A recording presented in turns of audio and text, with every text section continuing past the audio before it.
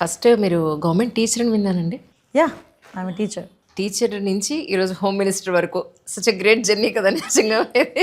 అంటే great journey in a short span అనమాట. అంటే ఒక 10 years టైంలోనే నాకు 2013 వరకు కూడా ఐఎమ్ టీచర్. 2014 ఎమ్మెల్యే అయ్యాను. తర్వాత 19 కంటెస్ట్ చేశాను. తర్వాత ఉమెన్ ప్రెసిడెంట్, పాలిట్ బ్యూరో మెంబర్. ఇంకా 13 నుంచి నాకు కంటిన్యూ నా పొలిటికల్ జర్నీ స్టార్ట్ అయింది. ఒక 10 years అయిన తర్వాత చెప్పాను కదా ఇందాక, నా గాడ్ ఫాదర్ దయ వల్ల హోమ్ మినిస్టర్ ఉన్నాను.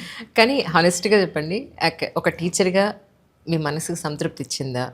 ఒక ఏమంటారు హోమ్ మినిస్టర్గా మీకు మనసుకు సంతృప్తి ఇచ్చిందా అంటే ఏం చెప్పండి? మీకు ఈ విషయంలోనైతే నేను ఒక 2 ways ఆఫ్ ఆన్సర్ చెప్తా. కానీ ట్రూలీ ఓపెన్గా చెప్తున్నా, నేను టీచర్గా ఉన్నాను కాబట్టి పొలిటికల్గా నేను సక్సెస్ అవ్వగలిగాను. Right. Because of teacher only. నేను ఈరోజు పొలిటికల్గా 10 సంవత్సరాల్లోనే నేను ఈ పొజిషన్కి రాగలిగానంటే నా టీచర్ వృత్తి అనేది చాలా బాగా పనిచేసింది నాకు.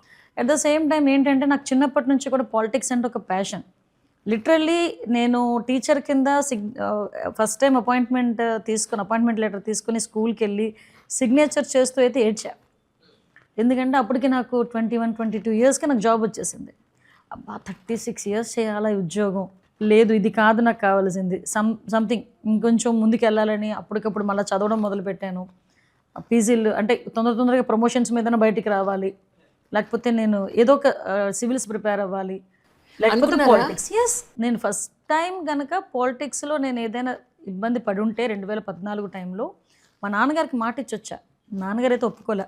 గవర్నమెంట్ టీచరు, చక్కని 2 పిల్లలు, ఎందుకు నీకు పాలిటిక్స్ అది ఇది అంటే, లేదు డాడీ ఒక్కసారి నాకు అవకాశం ఇవ్వండి, నాకు ఫస్ట్ నుంచి కూడా మీరు ఎంకరేజ్ చేసేవారు, ఈసారి కూడా నాకు ఒక్కసారి అవకాశం ఇవ్వండి, ఎవరికో రాదు ఇటువంటి అవకాశం, నాకు వచ్చింది అంటే, మరి ఏదైనా తేడా జరిగితే పరిస్థితి ఏంటి, నీకు వెనకాతల పొలిటికల్ బ్యాక్గ్రౌండ్ లేదు, అలాగే నా 1000 కోట్ల ఆస్తులు లేవు, ఏంటి పరిస్థితి అంటే, నా పిల్లల్ని ఒక 6 నెలలు చూసుకోండి, నేను సివిల్స్ ఏదో రకంగా నా బాధ నేను పడొస్తాను, civils కొట్టుకుంటానన్నా.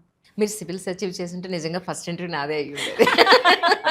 I have a series from last almost 8-9 years. Okay, అందరు యూపీఎస్సీ సివిల్ సర్వెంట్స్ అందరిది నేను ఇంటర్వ్యూస్ తీసుకుంటాను. ఓన్లేండి, అలా చేయలేకపోయినా ఇలా చేస్తున్నారు. It's good thing. Right. So నాన్నగారితో అలా అన్నారు, తర్వాత ఆటోమేటిక్గా సక్సెస్ అయ్యాను. సో ఈరోజు ఈ పొజిషన్ వరకు రాగలిగాను.